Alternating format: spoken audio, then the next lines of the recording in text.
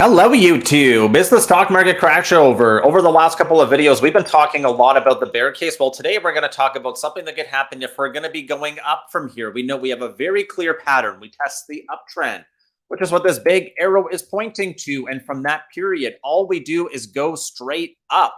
We form hollow candles. We push over the average. Here we have a golden cross to support it. So we just want to know whether or not we're seeing the same thing here, because we're getting a pretty powerful push. The Nasdaq is up by 1.6%, and the S&P is up by about 0.6. So that's really what we're going to talk about today. Do you think we're going to go up, or are we going to go down? So let's go forward. We can also see that we exited fear. We are now back inside of neutral. Was it all over? Was that the dip? When we look here to the heat map for the day to see what actually drove the market, we can see that leaders are leading. If we go to no group, what do we note? There's the Magnificent Seven. They are pretty nice today. Nvidia's up because, yes, of earnings, and a price target got raised. And then Tesla delivering arguably the ugliest truck in the world, but people are excited. They think the Cybertruck is going to be a big deal for Tesla. I personally would not buy one, but hey, people seem excited. There you go. And then if we go to the last 1 week, this is what's interesting, is that Nvidia is up 16. And Tesla is now only down by 1.8. Sorry, Zuck. Meta's now 2 times as bad as Tesla in the last 7 days. Moving forward, the reason why this is important is notably because we've been talking about what the S&P normally does after a 20% decline. We hit that. We got to 459. That's 20% year to date. And now the question is that over? Is this time different? Is the stock market crash done? Well, if it is, this is what only happens 15% of the time, which means this time's pretty special. This time might be a little bit different. If you want to follow me, you can see my username is right there for Twitter, or X, right? X.com. Okay, cool. There we go. Going forward. So if this time is not different, it means that there's an 85% chance this is going to be a dead cat bounce, which means we're ultimately going to go lower. So we looked a lot at the NASDAQ. And right now, the S&P is also providing a pretty bullish story, where we note that we're down here going to our uptrend. If we dead cat bounce up, there's a very clear recipe that I'll be looking for. It's going to be whether or not we recapture the 50 DMA. So there's nothing bullish below 437.06. Well, the S&P is now back above that. So we can note that the S&P is now at 439. So that first one's now done. So nothing bullish, which means there might be something bullish. Now that we're down 5% off the high, failing to recapture the 50-day moving average, currently at roughly 445. I see a head and shoulders. So let's have a look at that pattern now. SPY. Let's see what's going on. So this is a nice dead cat bounce. It'll be a reversal if we get back over 445, invalidate, or basically get back above this neckline, and then make progress towards our 70% retracement, which is at about 452. So what this will really come down to is a bounce off of the 432 area as well, where the NASDAQ is now at a critical support area, and it's now going to drag the S&P higher. I'm going to ask you for a huge favor. If you could please consider smashing that thumbs up and subscribing to the channel, I would really, really, really appreciate that. Thank you so much ahead of time. All right, moving forward, let's move on to the next part. Because like I mentioned, we talked a lot about the bear case this weekend. Well, today is for the bulls, because there ain't no party like a bull party. And we know that it's really important to understand which acronym is currently driving the market: buy the dip or sell the rep. So that's what we're talking about today, right? Is this time the same as last time? Are we going to go higher? And there's a note here as well for QQQ. So since leaving the gap on August 2nd, it has been a slow bleed on low volume, which always happens during the summer, and a weak dead cat bounce so far. There's been no reversal attempt. I would pretty much say the same thing for QQQ. It's nice for getting this bounce. I see that same head and shoulders here, where there's your shoulder, there's your head, there's your shoulder. So for the NASDAQ, or we're looking at the triple Qs or Qs here, just because that's what most people track. I would say we have to invalidate this by getting back above 373 to get back above our left shoulder high. And right now, our 50 DMA, or the blue number, which corresponds with the blue line, make it nice and simple there for you, 370.29. So below the 50 DMA, like, this is a nice bounce. If we're going to match last time, we should be able to make it through the high. We can note here, there's another Fibonacci area. What do? Well, we crash land, bounce, get to the average, retrace a little bit, and then go to a higher high. So we did it last time. V recovery, right? Or a W for a win, ultimately goes higher. So we're going to form a W for a win and ultimately go higher. This right here would be the we're going sideways phase that I'm talking about in my tweet, and also give us potentially another, I don't know, like up to 6 to 8 weeks of corrective price action, where we get a couple of false traps, moving averages curl up, and eventually we get some kind of a test. All right. So before we go down, we're going to go sideways. And for this week, how we go sideways this week will likely be very telling. Is it a buy the dip market or is it a sell the rep market? We'll find out. For the big events this week, it's so interesting that Nvidia is running into earnings. Normally, I would say I do not like that. So this time is no different than before. I don't like stocks that run into earnings. And the reason why is because we're now at how many days have we actually closed higher here?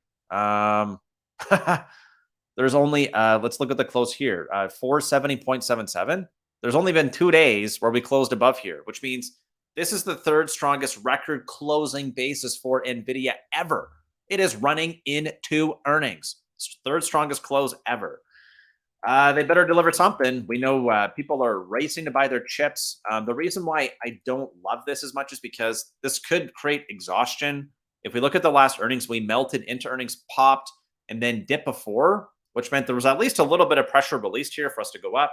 I would want to see Nvidia backtest now for the next couple of days, or if it gets above like 470 here, just means if it manages to deliver a beat, it could give us another fresh gap here. I just don't love those exhaustive moves, and we can note that the volume has been dominated by selling here. So I'd like to really see some buying come into the market to justify this new price range. Nvidia is clearly the leader. It dragged the market higher today, and we are expecting a beat. So Nvidia is expected to come out after the bell. Make it really simple here. The estimate for earnings from earningswhisper.com is 213, which means they would beat the consensus here by about 2 or 3%. It's still a beat. It's not as much as before. And I say not as much as before because when we look at their last report here, they could surprise. Last time they beat by 18%. If we look at what they're expecting now, 213 divided by 207. So we're looking for about a 2.9 or 3% beat here. It's not nothing, but it's a lot less than the 20% from last time. If we read the rest of the note here, we'll just understand that what we're expecting from Nvidia, blah, blah, blah, right? Revenue of 11.09. I think the forward guidance is going to be very important. The company's guidance was for earnings of 1.94 to 213, blah, blah, blah. Investors are bullish going into the company's earnings release. So they better deliver. Stock is almost at all-time highs. 73% of people expecting a beat. Short interest has decreased by 8.4%. And the interesting part about Nvidia too, if you know who Stanley Druckenmiller is, he said he wants to own Nvidia for 2 years. So he bought into it, I don't know, like sometime this year. So somewhere inside this box, he was buying into it, notably from his 13F filing. And he thinks this is good for 2 years, right? So that's a lot longer from now. If the long-term prospect for Nvidia is going to materialize, it should be on Wednesday. That could be the catalyst for the market to go higher. A massive dead cat bounce, potentially, God forbid, a reversal. Here's something I found really interesting too. So here's a picture of China, right? Broken glass. That's not so great. Run it cold. Why Xi Jinping is letting China's economy flail. But here's the more interesting part. If you look here at FXI or the Chinese ETF, it's actually down by 4 cents today. It's down by 4 cents or 0.14%, which is basically a flat day. So that's a pretty bad headline. This guy is going to run the economy cool. We were looking for overnight interest rates to get decreased to central banks. That did not happen in China. So there was a disappointment with that. But bad news is no longer making the chart go down. We're definitely going down. But bad news today only made it go down by about 0.15%. That's not all that bad. So if the global economy, meaning at least China, is not reacting to negative news, well, what could good news do? That's right. When bad news can take us down, good news can likely take us up a lot higher. Here's what's interesting too. I don't think I've ever seen a reading on our community poll. So thank you to everyone who completes that, of 50%. It's been exactly lockstep at 50% from the time I launched the poll about 2 days ago. 900 people have voted, and it's exactly a 50-50. I find that so interesting. So we can definitely see a bull and bear case. And a really easy way to look at that is just positioning too. We're almost back to 50%, which means almost 50% think we're bearish, 50% think we're bullish. I find that really interesting. So positioning has also come a lot closer in line.